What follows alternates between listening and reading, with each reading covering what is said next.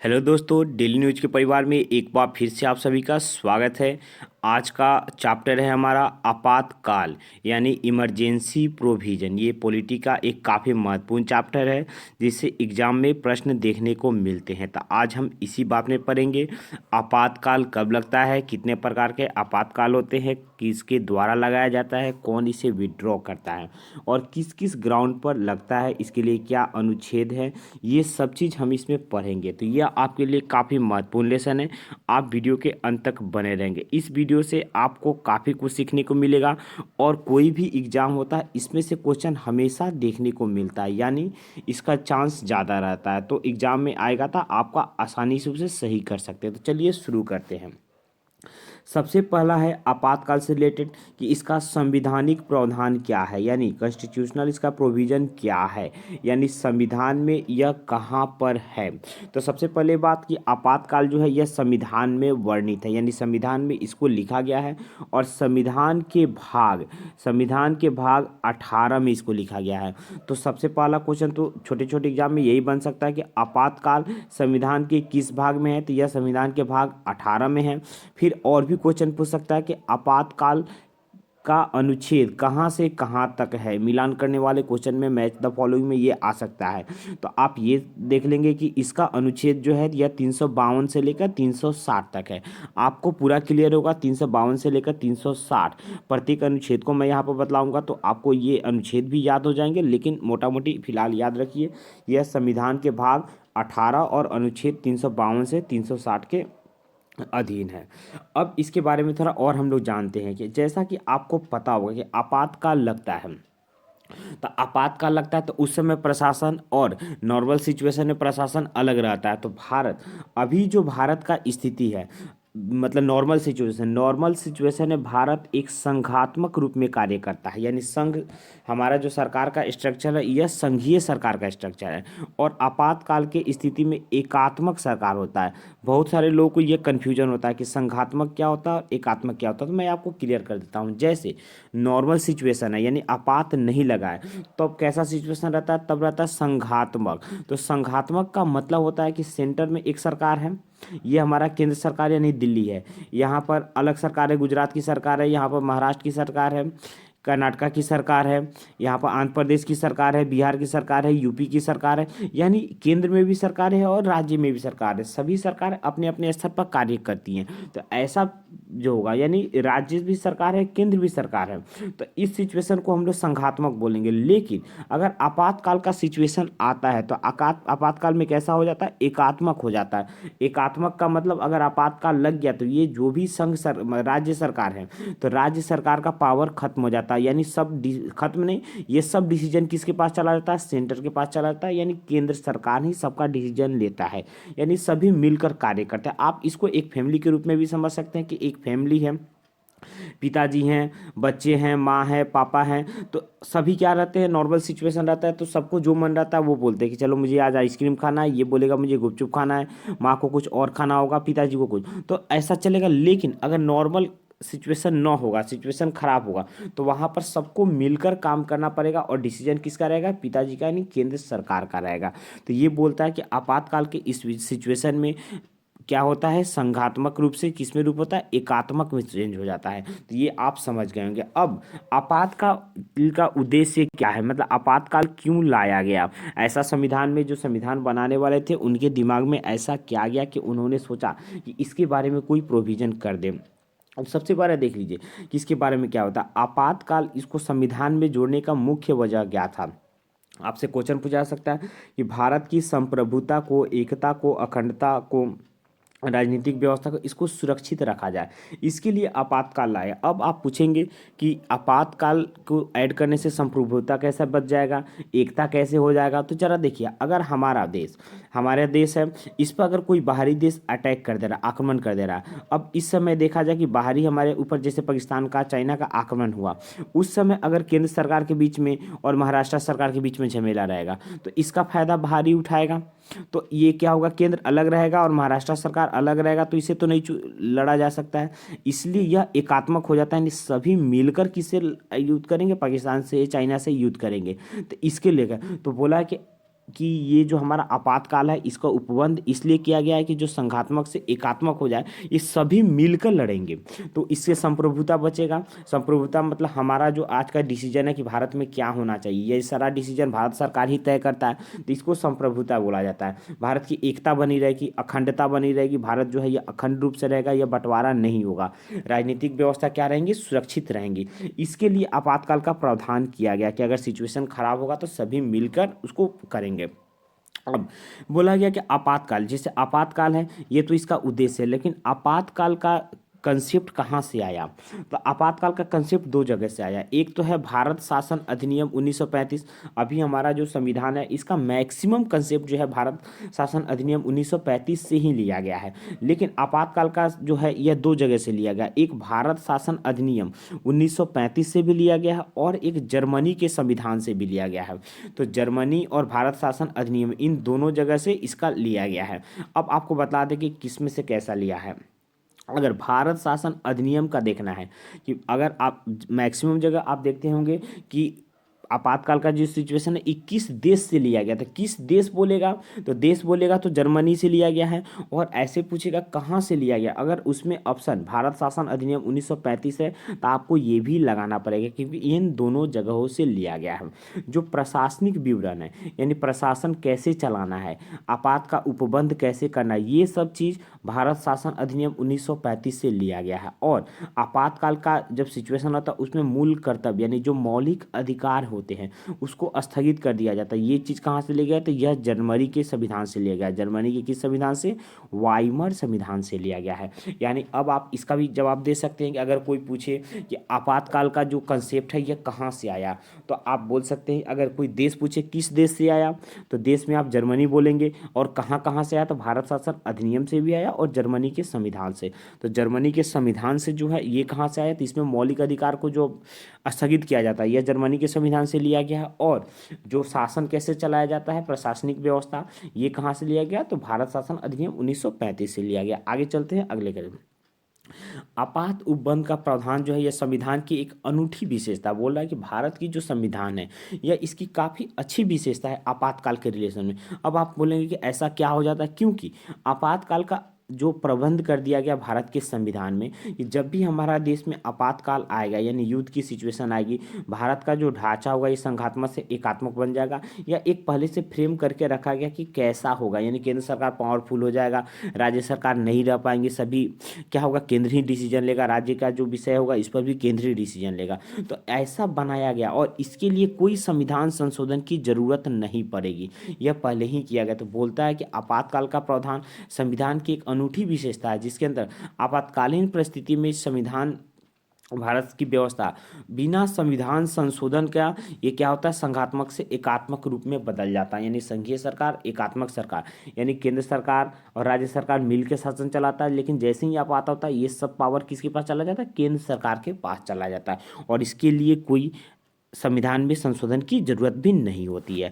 आगे चलते अगले प्रावधान की तरफ, ये आपका काफ़ी महत्वपूर्ण होगा, इससे क्वेश्चन आता है। आपात का कुछ वर्गीकरण किया गया, यानी कितने प्रकार के आपातकाल होते हैं। तो आपातकाल जो होते हैं यह तीन तरीके से आपातकाल को लगाया जा सकता है। एक होता है राष्ट्रीय आपात, जिसे आप नेशनल इमरजेंसी बोलते हैं, इसको अनुच्छेद 352 के अधीन लगाया जाता है।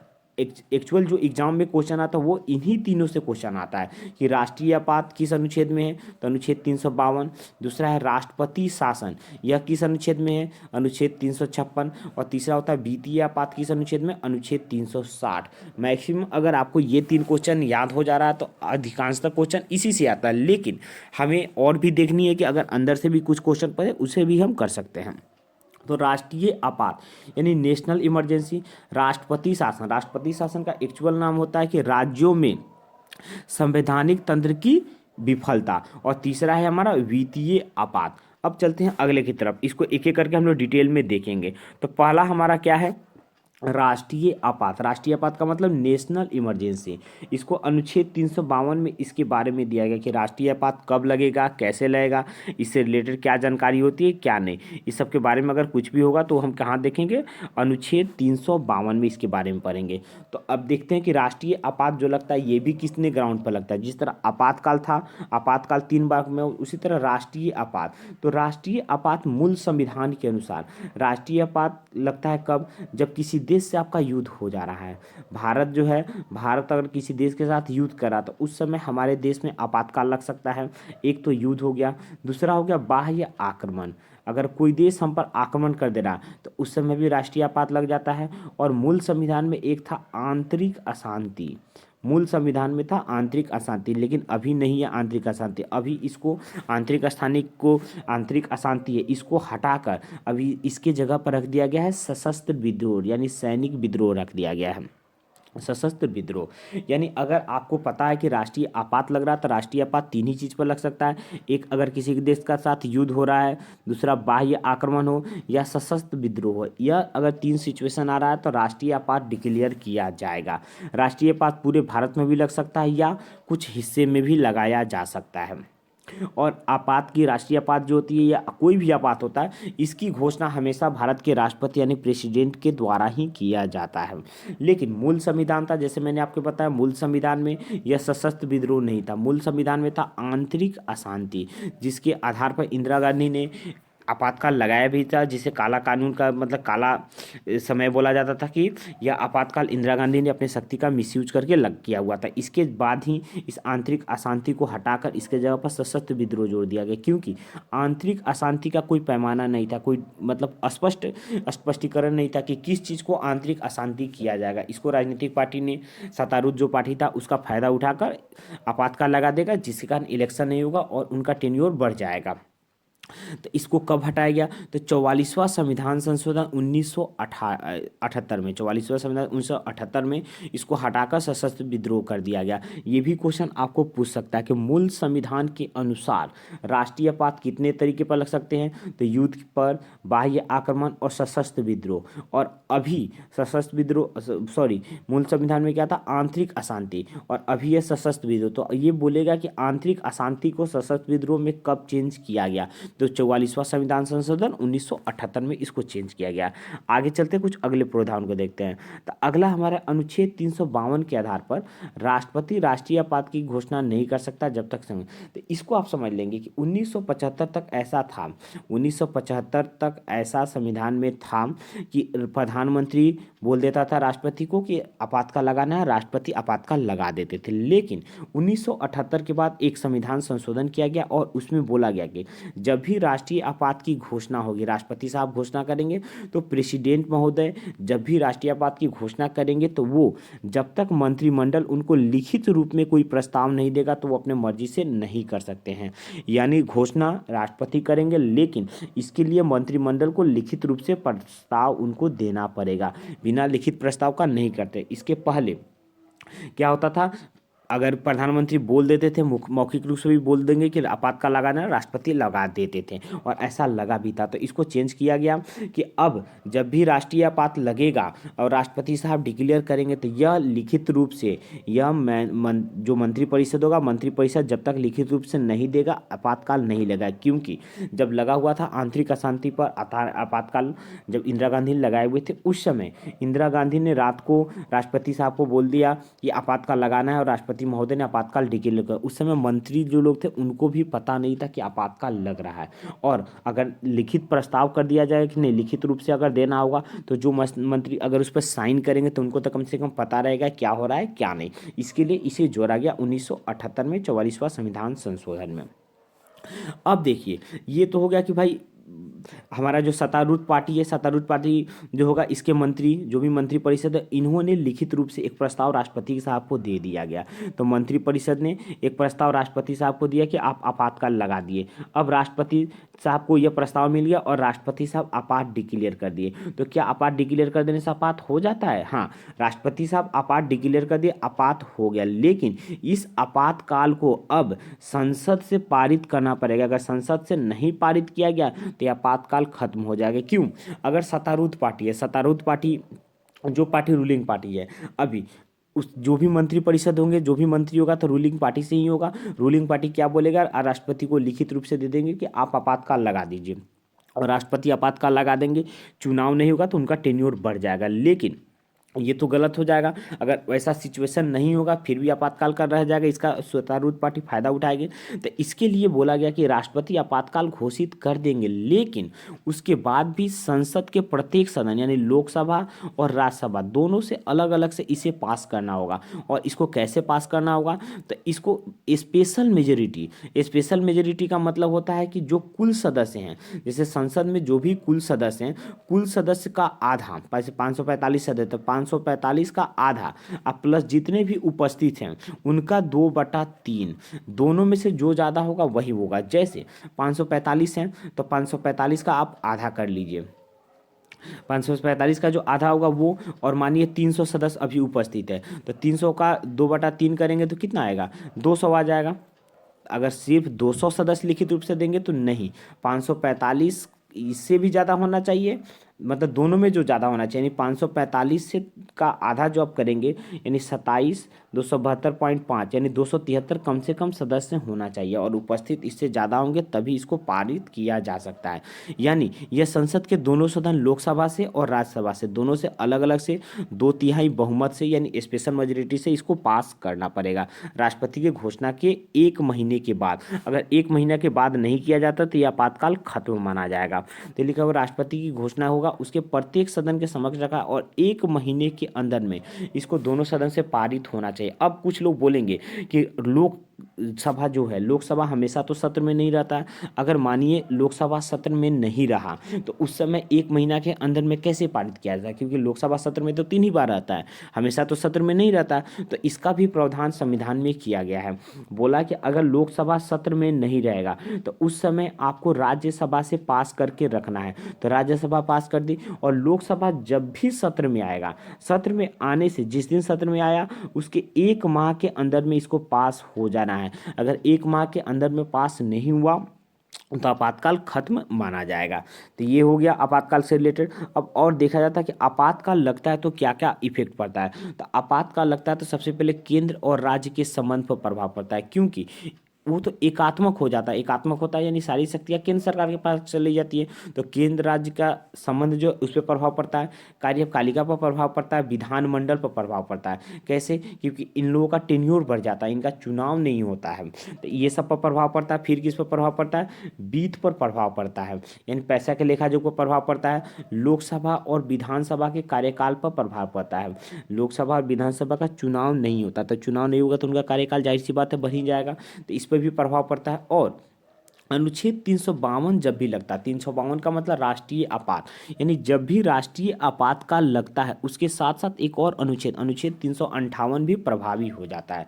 अब कहेंगे अनुच्छेद 358 क्या है, तो अनुच्छेद 358 का मतलब होता है कि जब भी आपका राष्ट्रीय आपात यानी 352 लगा तो आपसे मौलिक अधिकार का अनुच्छेद 19, यह 19 खत्म हो जाएगा, यानी बोलने का अधिकार, घूमने का अधिकार, कहीं भी आने जाने का अधिकार, ये सब जो अधिकार अनुच्छेद 19 के तरफ मिला हुआ था ये अधिकार खत्म हो जाता है। तो बोलता है जैसे राष्ट्रपति शासन जैसे राष्ट्रीय आपात यानी अनुच्छेद 352 लगा, अनुच्छेद 19 खत्म हो जाता है। यह अनुच्छेद 19 किस अनुच्छेद के अनुसार खत्म होता है, तो यह 358 के अनुसार ये खत्म होता है। और एक और अनुच्छेद है 359, तो 359 के अनुसार स्वतः खत्म नहीं होता है। आप ये ऐसे इसको समझिए कि आज मानिए आपातकाल लगा, राष्ट्रीय आपात अनुच्छेद 352 लगा, तो अनुच्छेद 352 जैसे ही लगा इसके साथ साथ 358 आ गया, और ये दोनों राष्ट्रीय आपात लगने के साथ साथ 358 भी आ जाता है। और 358 आने का मतलब आपका अनुच्छेद 19 यानी बोलने का अधिकार, कहीं बैठने का अधिकार, सभा समूह बनाने का अधिकार, ये खत्म हो गया। यानी राष्ट्रीय आपात लगा तो 358 आया, और 358 आया तो अनुच्छेद 19 आपका खत्म हो गया। आप ऐसे भी समझ सकते हैं कि 352 लगने से आपका अनुच्छेद 19 खत्म हो गया। लेकिन अगर राष्ट्रपति महोदय को ऐसा लगता है कि नहीं, हमें कुछ और भी जो हमारे फंडामेंटल राइट है उसको कम कर देना है, तो उसके लिए राष्ट्रपति घोषणा करेंगे कि अभी अनुच्छेद 359 भी लागू किया जाएगा। और अनुच्छेद 359 लागू किया जाएगा तो इसके अनुसार किस किस कौन कौन ऐसा हमारा मौलिक अधिकार है उसको राष्ट्रपति महोदय चाहे तो खत्म कर सकते हैं, लेकिन अनुच्छेद 20 और 21 को कभी खत्म नहीं किया जा सकता है। तो आपसे ये भी क्वेश्चन पूछा था, अभी जो दरोगा का मेंस हुआ था इसमें यह क्वेश्चन पूछा हुआ था कि आपातकाल के दौरान कौन ऐसा अनुच्छेद है जिसको खत्म नहीं किया जा सकता है। तो अनुच्छेद 20 और 21 को नहीं खत्म किया जा सकता, बाकी सभी अनुच्छेद को आपातकाल के दौरान इसको रद्द किया जा सकता है। अगला है राष्ट्रपति किसी भी समय इसकी घोषणा को वापस ले सकता है। अब तो था कि आपातकाल लगेगा कैसे, तो आपातकाल लगने का मैं एक बार फिर से समझा दूंगा कि आपातकाल कैसे लेगा। तो सबसे पहले मंत्रिपरिषद, जो मंत्रिपरिषद है यह लिखित रूप से राष्ट्रपति महोदय को एक लेटर करेंगे कि राष्ट्रपति महोदय आप आपातकाल घोषणा कर दीजिए।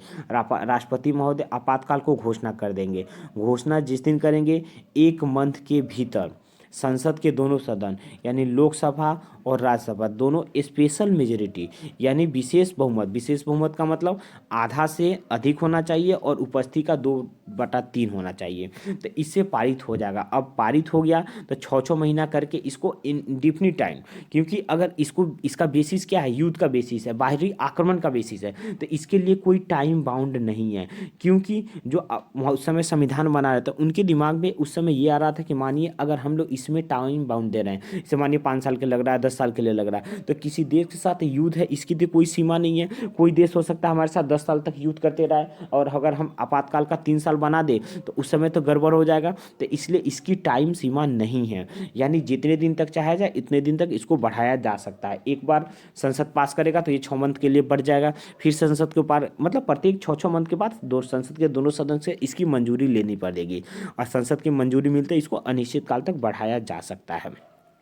तो ये है, लेकिन ये था कि अब इसको वापस कौन लेगा। तो जो भी आपातकाल है इसको वापस राष्ट्रपति महोदय जब चाहे तब ले सकते हैं। तो एक तो पहला सिचुएशन हुआ कि राष्ट्रपति महोदय जब चाहे तब इसको वापस ले सकते हैं। दूसरा ये भी सिचुएशन होगा इसको संसद के अनुमोदन, संसद द्वारा अनुमोदन न किए जाने पर, संसद द्वारा अनुमोदन न किए जाने पर। और दूसरा बात है कि इसको लोकसभा भी साधारण बहुमत से ले सकता है। यह एक मतलब स्पेशल फीचर है, ये एक याद करने वाला चीज़ है कि अनुच्छेद 352 यानी जो राष्ट्रीय आपात है इसको लोकसभा अगर चाहे तो साधारण बहुमत से पारित कर सकता है और इसको वापस ले सकता है। राष्ट्रपति तो सभी को लेंगे लेकिन लोकसभा जो होता है वो 352 को वापस ले सकता है। आगे चलते हैं, कुछ नोट है इसको थोड़ा हम देख लेते हैं कि ये नोट क्या कहता है, इसके बारे में क्या दिया हुआ है। तो ये वही इंदिरा गांधी की जो सरकार थी, यह 38वें संविधान संशोधन अधिनियम 1975 के माध्यम से 352 में एक नया खंड प्रावधान जोड़ा गया था। इसको मैं बता दे रहा हूँ कि इंदिरा गांधी की जब सरकार थी 1900 तो उन्होंने 38वां संविधान संशोधन 1975 लाया था और उसमें इन्होंने बोला कि आपातकाल के विषय में राष्ट्रपति जो भी डिसीजन दे रहे ये फाइनल डिसीजन है, यानी राष्ट्रपति अगर आपातकाल को घोषित कर दिए तो उसको किसी भी न्यायालय में चुनौती नहीं दिया जा सकता है। लेकिन बाद में 44वें संविधान संशोधन 1978 में इसको हटा दिया गया और बोला गया कि राष्ट्रपति अगर आपातकाल नहीं लगने वाला सिचुएशन था, राष्ट्रपति आपातकाल को डिक्लेयर कर देते हैं तो इसका पुनर्लोकन किया जा सकता है, यानी इस पर न्यायालय में चुनौती दी जा सकती है, न्यायालय इस पर विचार कर सकता है कि राष्ट्रपति ऐसा तो नहीं कि पर्सनल अपना उनका पर्सनल स्वार्थ था उसके कारण उन्होंने राष्ट्रपति या कोई भी आपातकाल को घोषित कर दिया, यानी न्यायालय में इसको चुनौती दिया जा सकता है। अगला 44वां संविधान संशोधन की समाप्ति पर एक नवीन खंड को जोड़ा गया। लोकसभा मूल उद्घोषणा करके इसकी अवधि बढ़ाने वाले के भी संकल्प पारित कर दे तो राष्ट्रपति को वापस लेना पड़ेगा। यानी अगर ऐसा भी है कि लगे कि नहीं ये राष्ट्रपति जो घोषणा किए हैं ये सही नहीं है, आपातकाल लगने वाला नहीं था लेकिन राष्ट्रपति साहब ने इसको आपातकाल लगा दिया हुआ है, तो बोला है कि लोकसभा अगर इनकी घोषणा के विरोध में संकल्प पारित कर दे तो उस समय भी आपातकाल वापस हो जाएगा। आगे चलते अगले से क्वेश्चन देखिए, लोकसभा एक ऐसा संकल्प, अब जैसे राष्ट्रपति साहब ने आपात को लगा दिया और राष्ट्रपति वापस नहीं ले रहा लेकिन सिचुएशन हो गया वापस लेने के लिए, तो मैंने बोला था कि लोकसभा इसको वापस ले सकता है। लोकसभा एक पारित करेगा साधारण बहुमत से संकल्प और इसको वापस ले लेगा, लेकिन कैसे लेगा, तो इसके लिए लोकसभा के 1/10 सदस्य हैं, लोकसभा के 1/10 सदस्य हस्ताक्षर करके लोकसभा के अध्यक्ष को देंगे अगर लोकसभा सत्र में होगा तो। अगर लोकसभा सत्र में नहीं होगा तो ये 1/10 सदस्य हस्ताक्षर करके किसको देंगे, राष्ट्रपति महोदय को देंगे कि राष्ट्रपति महोदय ये आपातकाल को वापस लेना है। अब राष्ट्रपति को दे, अगर सत्र में होगा तो किसको देंगे, अध्यक्ष को देंगे, लोकसभा के अध्यक्ष को। जिसको दिया जाएगा 14 दिन के अंदर एक इमीडिएट बैठक होगी और इस 14 दिन के अंदर में एक विशेष बैठक बुलाया जाएगा और विशेष बैठक बुला के उसमें वोटिंग किया जाएगा और यह वोटिंग होगी साधारण बहुमत, यानी जितने लोग हैं उसका आधा उससे पारित हो जाएगा तो आपातकाल उस दिन से माना जाएगा कि हट जाएगा। यही बात इसमें बोल रहा है कि 1/10 सदस्य अध्यक्ष को देंगे और अध्यक्ष नहीं होंगे तो राष्ट्रपति को देंगे और 14 दिन के भीतर एक विशेष बैठक बुलाना जाना और पारित हो जाएगा तो उस दिन से आपातकाल हट जाएगा। आगे चलते हैं।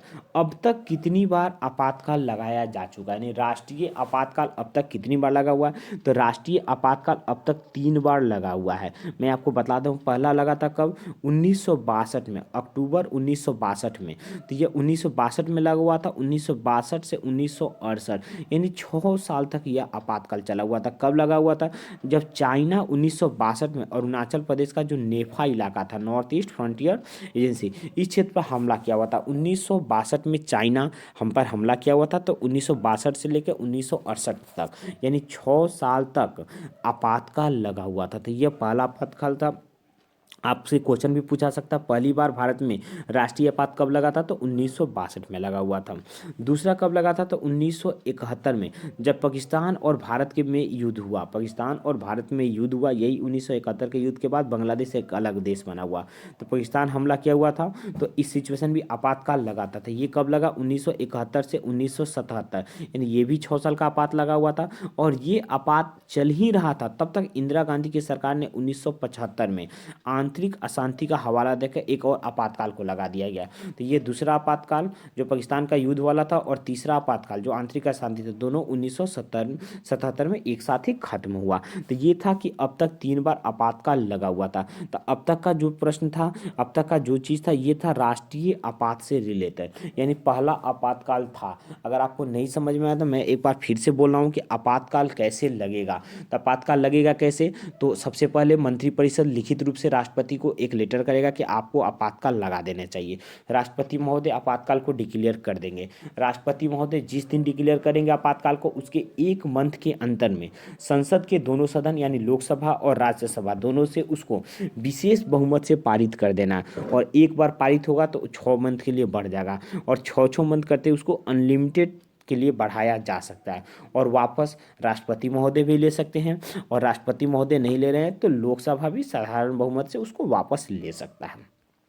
अब हम आपातकाल का दूसरा टाइप देखेंगे जो है राष्ट्रपति शासन। राष्ट्रपति शासन एक्चुअल इसका संवैधानिक नाम है कि राज्यों में संवैधानिक तंत्र की विफलता।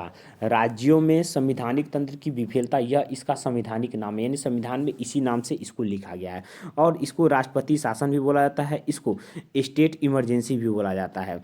इसको स्टेट इमरजेंसी भी बोला जाएगा, प्रेसिडेंट रूल भी बोला जाएगा, प्रेसिडेंट इमरजेंसी बोला जाएगा, या राज्यों में संवैधानिक तंत्र की विफलता के नाम से भी जाना जाता है। और यह अनुच्छेद 356 में है। तो डायरेक्ट क्वेश्चन पूछता है कि राष्ट्रपति शासन का किस अनुच्छेद से संबंध है, तो ये इसका संबंध 356 है। अब इसके बारे में देखिए कि राष्ट्रपति शासन का मतलब क्या होता है। जैसे इसमें कोई युद्ध नहीं होता है।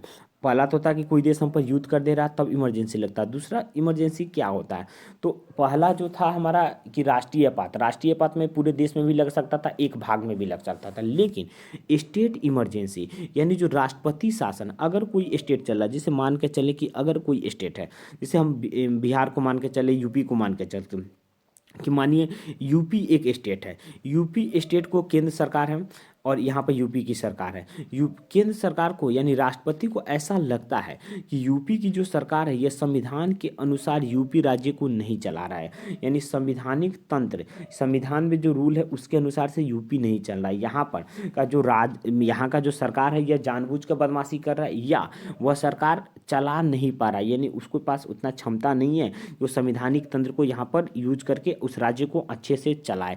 अगर राष्ट्रपति को ऐसा लग जा रहा है कि या तो वो जानबूझ के बदमाशी करे या उसको वो चलाने के लायक नहीं है, तब राष्ट्रपति को राज्यपाल महोदय जाकर बोलेंगे कि यूपी राज्य जो है यह संविधान के अनुसार नहीं चल रहा है, यहाँ पर संवैधानिक तंत्र विफल हो गया, आप इसको देखिए। उसके बाद इनके कहने के बाद राष्ट्रपति साहब यहाँ की जो सरकार होगी इस सरकार को हटाकर इस पर अपना शासन लगा देंगे, यानी खुद से इसको देखेंगे। तो इसी को बोला जाता है प्रेसिडेंट रूल, यानी राष्ट्रपति शासन।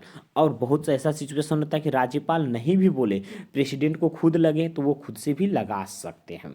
तो अनुच्छेद 356, कोई राज्य सरकार या तो जानबूझ के कोई केंद्र सरकार का मतलब केंद्र सरकार कोई निर्णय दिया और इसको नहीं फॉलो कर रहा है, या तो जानबूझ को फॉलो नहीं कर रहा है या ऐसी स्थिति में नहीं है कि वो कर पाए, तब राष्ट्रपति क्या कर सकते हैं, राष्ट्रपति शासन लगा सकते हैं। राष्ट्रपति शासन लगाने के लिए क्या दिया हुआ है, दो सिचुएशन है। अनुच्छेद 356 का राष्ट्रपति शासन राज्यपाल की रिपोर्ट के बिना भी लगा सकते हैं और खुद से भी लगा। राज्यपाल अगर रिपोर्ट देते हैं कि ऐसा हो रहा है तो भी लगाया जा सकता है, राज्यपाल नहीं भी देगा, अगर उनको खुद से लगे तो वो स्वयं से भी लगा सकते हैं। अनुच्छेद 356, अनुच्छेद 356 कब लगता है, एक इसके साथ एक है अनुच्छेद 356 यानी राष्ट्रपति शासन लगता है, और एक है अनुच्छेद 365। अनुच्छेद 365 में होता है कि केंद्र सरकार राज्य सरकार को कोई दिशा निर्देश देते थे। जैसे केंद्र जो रेलवे है, तो रेलवे क्या है, यह केंद्र सरकार की संपत्ति है, लेकिन रेल की जो लाइनें बिछती है या तो बिहार में बिछती है, यूपी में बिछती है, बंगाल में बिछती है, यानी ये किसी ना किसी स्टेट में तो होकर जाती है। तो केंद्र सरकार जो राज्य सरकार को यह निर्देश दे सकता है कि हमारी जो रेलवे लाइन है आप इसकी देख रेख कीजिए, या हमारी जो टेलीफोन लाइन है आप इसकी देख रेख कीजिए। और केंद्र राज्य सरकार अगर इस रेलवे लाइन की देखरेख नहीं करता है, जो टेलीफोन लाइन है उसकी देखरेख नहीं करता है, यानी केंद्र सरकार का जो निर्देश है उसको फॉलो नहीं करता है, तो उस समय अनुच्छेद 365 लगाया जाता है। यानी राज्य सरकार के निर्देशों का राज्य सरकार द्वारा पालन करने में असमर्थता, यानी राज्य सरकार जो है यह केंद्र सरकार के नियम को पालन नहीं कर सकती है, नहीं कर, यानी अनुच्छेद 365 लग गया। अनुच्छेद 365 लग गया इनके निर्देश का पालन नहीं कर पा रही है, उसके बाद 356 लग जाएगा, यानी राष्ट्रपति उसको करेगा। तो राष्ट्रपति बोलेंगे कि ये राज्य नहीं कर पा रहा है, यानी मुझे स्वयं से ही शासन चलाना पड़ेगा। तो स्वयं शासन किस अनुच्छेद के अनुसार चलेंगे, अनुच्छेद 356 के अनुसार चलेंगे। तो ये दोनों याद करने में भी आसान होगा, 365 और 356। अगला क्वेश्चन देखिए, राष्ट्रपति शासन की घोषणा 2 माह तक लागू रहते हैं, यानी राष्ट्रपति साहब जैसे राज्यपाल बोल दे कि यहाँ का सिचुएशन नहीं था आप अपने कंट्रोल में लिए, या राष्ट्रपति को खुद लगा कि यहाँ का सिचुएशन अच्छा नहीं मैं अपने कंट्रोल में लाऊं, राष्ट्रपति अपने कंट्रोल में ले लिए। तो जिस तरह था कि मंत्रिमंडल बोल दिया और राष्ट्रपति ने घोषणा कर दिया कि हाँ चलो भाई आपातकाल लग गया, तो अगर राष्ट्रपति शासन लग गया, राष्ट्रपति शासन, तो उसमें था जो नेशनल इमरजेंसी में 1 मंथ के भीतर संविधान, इसमें है कि 2 मंथ के भीतर संसद के दोनों सदन से साधारण बहुमत से पास करना है। उसमें था 1 मंथ के भीतर विशेष बहुमत, और राष्ट्रपति शासन में है 2 मंथ के भीतर साधारण बहुमत से पास करना है। और एक बार साधारण बहुमत से पास हुई तो यह 6 मंथ के लिए बढ़ जाएगा, उसमें भी एक बार में 6 मंथ बढ़ता था, इसमें भी एक बार में 6 मंथ बढ़ जाएगा। और यह 6 मंथ करते करते कितने बढ़ सकता है, 1 साल तक बढ़ाया जा सकता है।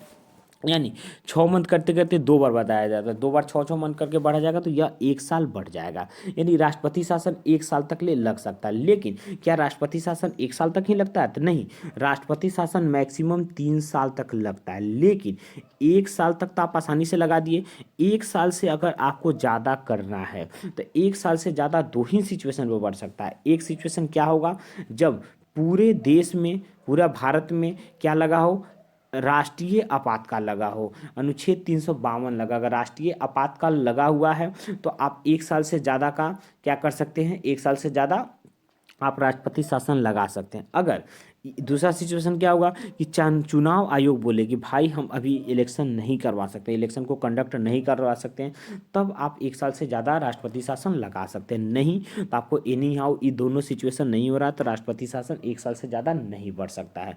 और राष्ट्रपति शासन मैक्सिमम कितना दिन सकता होगा, मैक्सिमम 3 साल तक हो सकता है। तो आपसे पूछेगा कि राष्ट्रपति शासन अधिकतम तो 3 वर्ष, और नॉर्मल सिचुएशन में कितना रहता है, 1 साल। और 1 साल से बढ़ेगा कब, 2 सिचुएशन होगा। कौन कौन सिचुएशन, पहला सिचुएशन राष्ट्रीय आपात यानी 352 लगा रहा हो, और दूसरा सिचुएशन क्या होना चाहिए कि जो चुनाव आयोग है, चुनाव आयोग बोल दे कि भाई अभी हम चुनाव नहीं करवा पाए। इसी 2 सिचुएशन पर 1 से आगे बढ़ता है। अब इसमें देख लीजिए क्या क्या चेंजिंग होता है। देश का ढांचा, संघात्मक ढांचा, देश का संघात्मक ढांचा एकात्मक बन जाता है, यानी राष्ट्रपति शासन लग गया तो संघ सरकार तो खत्म हो गई, अब केंद्र सरकार यानी एकात्मक बन ही गया। राज्य के जो प्रशासनिक तंत्र पे इस पर राष्ट्रपति और उसके प्रतिनिधित्व का नियंत्रण हो जाता है। यानी राज्य सरकार तो अब नहीं रहा, राष्ट्रपति खुद से शासन चला रहे हैं, तो राज्य का जो प्रशासनिक तंत्र है यानी राज्य की जो पुलिस है, राज्य की जो स्कूल, यह सब अब राष्ट्रपति खुद से चलाएंगे या राष्ट्रपति इसके लिए कोई आदमी को नियुक्त करते हैं। जैसे राज्यपाल राष्ट्रपति का क्या होते हैं, प्रतिनिधि होते हैं, वो उसका क्या करेंगे, यूज करेंगे। राज्य की जो विधानसभा होती है, विधानसभा को निलंबित की जा सकती है। जैसे राष्ट्रपति शासन लग गया, अब तो सब कुछ राष्ट्रपति कर रहे हैं, तो विधानसभा क्यों रहेगी, तो विधानसभा को निलंबित किया जा सकता है। लेकिन विधानसभा को निलंबित तभी किया जाएगा जब संसद के दोनों सदन से पारित हो जाए, तब। पारित नहीं होगा तब तक निलंबित नहीं किया जाएगा। और विधानसभा निलंबित हो जाएगी, राज्य सूची का जो भी विषय होगा उस पर संसद कानून बनाएगा। राष्ट्रपति अध्यादेश, उस राज्य सूची के विषय पर राष्ट्रपति अध्यादेश जारी कर सकते हैं। अगला, वित्तीय शक्ति का प्रयोग, आचरण संबंधी निर्देश संसद क्या कर सकती है, इसको दे सकती है कि भाई क्या करना है, कैसे करना है, आपको पैसा कैसे खर्च करना है, कैसे। लेकिन एक अपवाद ये भी है कि हाई कोर्ट का पावर पर कोई अंतर नहीं पड़ेगा, क्योंकि हाई कोर्ट जो है यह स्टेट के अंतर नहीं आती, यानी राज्य सरकार के अंदर नहीं आती, यह राज्य स्तर पर होती है लेकिन राज्य सरकार के अंदर नहीं आता है। इसलिए इससे भी आप कंफ्यूज ना होंगे, इसलिए यहाँ पर अपवाद करके दिया गया है कि अगर कोई भी इमरजेंसी लगा हुआ, जैसे राष्ट्रपति शासन लगा हुआ, तो ऐसा नहीं है कि आप हाई कोर्ट का पावर क्या हो जाएगा, कम हो जाएगा। चलिए अगला को देखते हैं, इसको कैसे वापस लिया जा सकता है, समाप्ति कैसे किया जा सकता है। तो मैंने एक ही बोला कि कोई भी जो आपातकाल है इसको राष्ट्रपति महोदय जब चाहे इसको वापस ले सकते हैं। तो राष्ट्रपति अपनी स्वयं घोषणा से जब चाहे इसको वापस ले सकते हैं, इसको करने संसद के अनुमोदन की आवश्यकता नहीं है, यानी राष्ट्रपति स्वयं इसको वापस ले सकते हैं। लेकिन जो नेशनल इमरजेंसी था उसमें लोकसभा भी वापस ले सकता था, लेकिन इसको सिर्फ और सिर्फ राष्ट्रपति महोदय ही वापस ले सकते हैं। इससे कुछ रिलेटेड चाहिए उसको आप देख लीजिए। 38वें संविधान संशोधन 1975 के माध्यम से इसमें भी बोला गया कि राष्ट्रपति का जो डिसीजन है, राष्ट्रपति अगर किसी राज्य में क्या कर रहे हैं, वो आपातकाल लगा दे रहे हैं यानी राष्ट्रपति शासन लगा दे रहे हैं, तो उसका भी पुनर्लोकन किया जा सकता है। यानी चेक किया जाएगा क्या राष्ट्रपति महोदय 38वां संविधान संशोधन 1975 में जो इंदिरा गांधी की सरकार थी उन्होंने बोल दिया, अगर राष्ट्रपति क्या कर दिए, प्रेसिडेंट रूल लगा दिए, तो उस पर कोई विषय नहीं किया, मतलब उस पर कोई मतलब उंगली नहीं उठा पाएगा कि क्यों लगाए हैं। बाद में इसको भी चेंज करके 1975 में इस पर क्या हुआ, बहुत सारा विवाद हुआ, तो इसको भी चेंज कर दिया गया। पहला विवाद कब हुआ, राजस्थान बनाम भारत संघ। राजस्थान बनाम भारत संघ एक विवाद है, 1977 में आया हुआ था, इसमें इसको चेंज किया गया। सर्वोच्च न्यायालय की पीठ माना कि नहीं, राष्ट्रपति का जो शासन है, अगर ये राष्ट्रपति किसी राज्य में दुर्भावना से लगा दे रहा है, किसी राज्य सरकार से राष्ट्रपति को क्या हो रहा है, अगर अच्छा नहीं लग रहा है कि झगड़ा हो गया, तो राष्ट्रपति को क्या उसमें मतलब अपने गलत नीति से क्या करेंगे, वहाँ पर लगा अगर रहे हैं तो उसको न्यायिक पुनर्लोकन किया जा सकता है। यानी राष्ट्रपति अगर दुर्भावना से किसी राज्य में राष्ट्रपति शासन लगा है तो उसको न्यायिक देखा जा सकता है, न्यायालय में उसको ले जाया जा सकता है। 44वां संविधान संशोधन 1978 के द्वारा संशोधन में राष्ट्रपति का समाधान न्यायिक में रखा गया। 1978 में बोलिए कि राष्ट्रपति शासन लग गया, उसको भी हम लोग क्या करेंगे, अगर ऐसा लग रहा तो उसको भी न्यायालय में चुनौती दिया जा सकता है। अगला एक और केस था क्या, एसआर बोमई बनाम भारत संघ, एक मामला था जिसमें राष्ट्रपति शासन के हो सकता है ढांचा बढ़ सकता है राष्ट्रपति के निर्णय के संबंध में। ये अब तक ले 100 से ज़्यादा राष्ट्रपति शासन लग चुका हुआ है। देखिए राष्ट्रपति शासन लगा हुआ, इस पे बहुत सारे आयोग भी बनते रहे। एक इसी में आयोग था सरकारिया आयोग। सरकारिया आयोग में क्या था, इसको आप समझ लेंगे। सरकारिया आयोग सबसे पहले 1983 में बना हुआ था। इसमें एक रिटायर्ड जज थे जिसका नाम था RS सरकारिया। इनकी अध्यक्षता में एक कमेटी को गठित किया गया 356 द्वारा।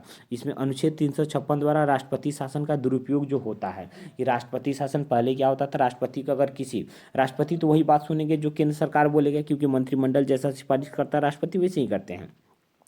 तो राष्ट्रपति शासन के बारे में बताया गया कि राष्ट्रपति शासन का कैसे दुरुपयोग से बचाया जा सकता है। तो सरकारी आयोग का क्या था, सरकारी आयोग ने सुझाव दिया हुआ था, बोला कि 356 यानी राष्ट्रपति शासन जो है यह लास्ट विकल्प होना चाहिए, यानी कोई ऑप्शन अगर नहीं दिख रहा है तभी आप राष्ट्रपति शासन लगाइए, नहीं तो राष्ट्रपति शासन मत लगाइए। तो सरकारी आयोग का यह पहला डिसीजन था, पहला सुझाव था।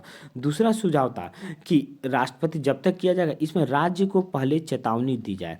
बोल रहा है कि इस अनुच्छेद के तहत कोई भी कार्रवाई तब तक न की जाए जब तक राज्य को चेतावनी न दिए, यानी पहले राज्य सरकार को चेतावनी देना है कि भाई अगर आप गलत करेंगे तो हम राष्ट्रपति शासन लगा सकते हैं, यानी राज्य को पहले चेतावनी देना है। और ये क्या होना चाहिए, लास्ट ऑप्शन भी होना चाहिए। दूसरा हो गया। तीसरा, अगर कोई बाह्य आक्रमण हो रहा है, कोई आंतरिक अशांति हो रही है, तो इसमें बोला कि केंद्र सरकार का काम है कि वो राज्य सरकार को क्या करे, प्रोटेक्ट करे। अब केंद्र सरकार ऐसा ना करे कि भाई बाहरी आंतरिक युद्ध हो रहा है या बाहर से कोई युद्ध कर दे रहा है या आक्रमण कर दे रहा है, तो केंद्र सरकार अब ये ना कहे कि भाई बाहर बाहर से आक्रमण कर दिया, अब राज्य अपने आप को नहीं बचा पा रहा, तो हम चलो यहाँ पर राष्ट्रपति शासन लगा देते। नहीं, बोला कि कभी बाहर आक्रमण हो या आंतरिक अशांति हो, तो इसमें क्या करना है, केंद्र सरकार को राज्य सरकार का मदद करना। और इस बात को अनुच्छेद 355 में लिखा हुआ है कि यह केंद्र सरकार का दायित्व है कि वो राज्य सरकार की मदद करें। ये भी सरकारी आयोग में था। अगला देखिए, बोला है विधानसभा को तभी विघटित किया जाए जब संसद के दोनों सदन से, मैं आपको पहले ही बता, विधानसभा तभी विघटित होगा जब संसद के दोनों सदन से अनुच्छेद 356 को पारित कर देने के बाद ही विधानसभा को विघटित किया जाएगा। और बोला ऐसी उद्घोषणा के आधार पर स्पष्ट किया जाए ताकि अनुच्छेद 356 का दुरुपयोग न किया जा सकता। नहीं, तो राष्ट्रपति महोदय का जिस राज्य सरकार के साथ झमेला हो जाए वहां पर वो क्या करेंगे, राष्ट्रपति शासन लगा देते। इसको बचाने के लिए इसको ऐसा सुझाव आया हुआ था। आगे देखते हैं, राष्ट्रपति शासन अनुच्छेद 356 में राष्ट्रपति जो शासन है ये अधिकतम 3 वर्ष तक हो सकती है। एक और भी देखिए, ये क्वेश्चन भी पूछा जाता है कि डॉक्टर भीमराव अंबेडकर इन्होंने राष्ट्रपति शासन को क्या बोला था। तो डॉक्टर भीमराव अंबेडकर ने राष्ट्रपति शासन को बोला था यह एक मृत्यु पत्र है। मृत्यु पत्र का मतलब इन्होंने बोला कि राष्ट्रपति शासन जो लगता है इसमें राष्ट्रपति को पावर दिया था कि वो स्टेट का जो सरकार है उसको बेदखल कर देगा। लेकिन बोला कि अगर राष्ट्रपति के मन में अगर गलत भावना आता हो तो ऐसे भी तो इसके लिए इन्होंने बोला कि यह मृत्यु पत्र है, यानी वो इससे राष्ट्रपति शासन से भीमराव अंबेडकर खुश नहीं थे, उनको लग रहा था कि इसमें सुधार करना चाहिए। अब देखिए यहाँ पर अनुच्छेद कुछ आया। पहला अनुच्छेद 352 आपको मैंने बता दिया, आपातकाल की घोषणा यानी राष्ट्रीय आपातकाल। अनुच्छेद 353, अगर आपातकाल लगता है तो इसका प्रभाव क्या होता है, आपातकाल लगता है तो इसका प्रभाव क्या होता है। इससे विधानसभा लोकसभा का सिचुएशन बदल जाता है, उनका इलेक्शन नहीं होता है, केंद्र सरकार राज्य सरकार की जो विषय है उस पर केंद्र सरकार कानून बनाता है। यानी आपातकाल का प्रभाव क्या है, 352 आपातकाल, 353 आपातकाल का प्रभाव, और 354 का मतलब कि राजस्व का बंटवारा कैसे होगा। ऐसे होता है कि राजस्व केंद्र सरकार को मिलता है, केंद्र सरकार उसको बांट देता है कि ये राज्य सरकार को मिलेगा, ये केंद्र सरकार को। लेकिन जब आपातकाल लगेगा उस समय केंद्र सरकार अपने इच्छा के अनुसार, राष्ट्रपति जो चाहे कुछ हिस्सा, मतलब उसमें कोई रूलिंग नहीं, राष्ट्रपति जितना चाहे उतना केंद्र सरकार को दे और जितना चाहे उतना राज्य सरकार को दे। तो इससे रिलेटेड चीज़ 352 में है, सॉरी 354 में है। अभी मैंने बताया 355, अगर युद्ध हो रहा है या बाह्य आक्रमण हो रहा है तो उसमें केंद्र सरकार क्या करेगी, राज्य सरकार को रक्षा करेगी, यह केंद्र सरकार का कर्तव्य है। तो ये 355 हो गया। अगला अनुच्छेद है 356। 356 आपको अभी बतलाएगा, राज्य में संवैधानिक तंत्र की विफलता यानी राष्ट्रपति शासन। 357 राष्ट्रपति शासन का जो हो रहा है, राष्ट्रपति शासन के उद्घोषणा के तहत विधायी शक्तियों का प्रयोग, यानी राष्ट्रपति शासन जो होगा प्रयोग का मतलब इसका क्या क्या इफेक्ट हो रहा है, तो आप ये भी समझते हैं। 356 में राष्ट्रपति शासन, 357 में उसका इफेक्ट क्या रहा है, उसका क्या प्रयोग हो रहा है।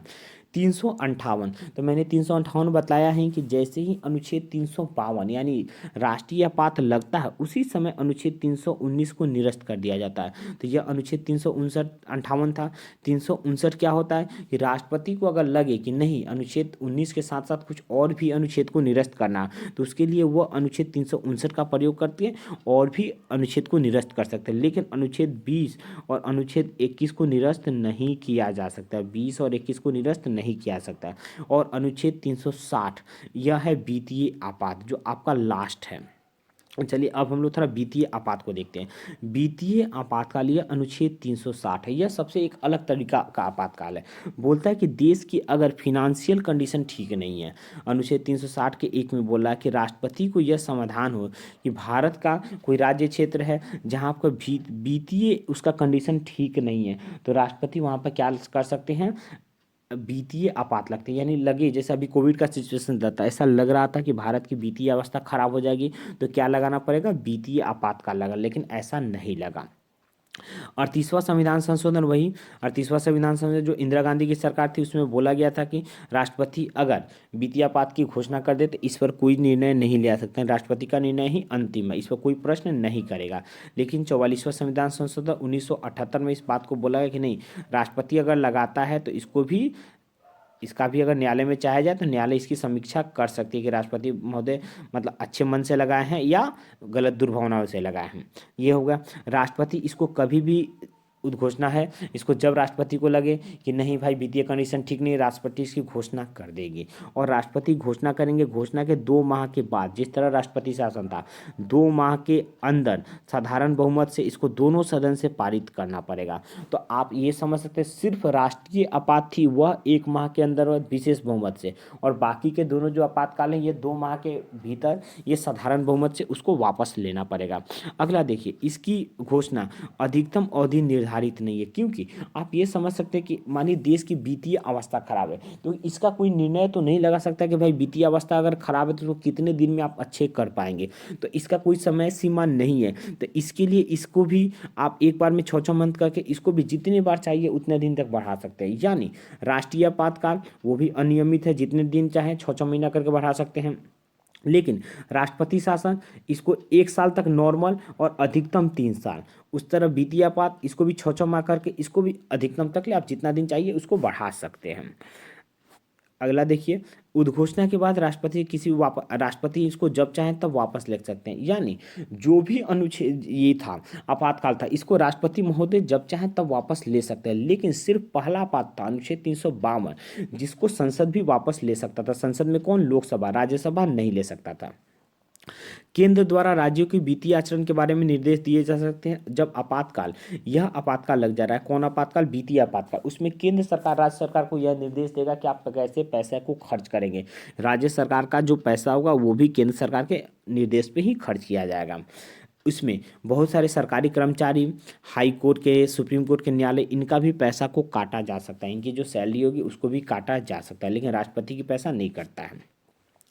धन विधेयक है, धन विधेयक को राष्ट्रपति के पुनर्विचार हेतु आरक्षित रखा जाता है। नहीं, पैसा का जो भी काम होगा वह सब राष्ट्रपति के अनुदेश है। यानी राष्ट्रपति विचार करेंगे कि भाई पैसा देश का तो ऐसे ही कंडीशन खराब होगा तो पहले सबको सोचकर अच्छे से ये पैसा जहाँ जरूरी होगा वहीं पर लगे।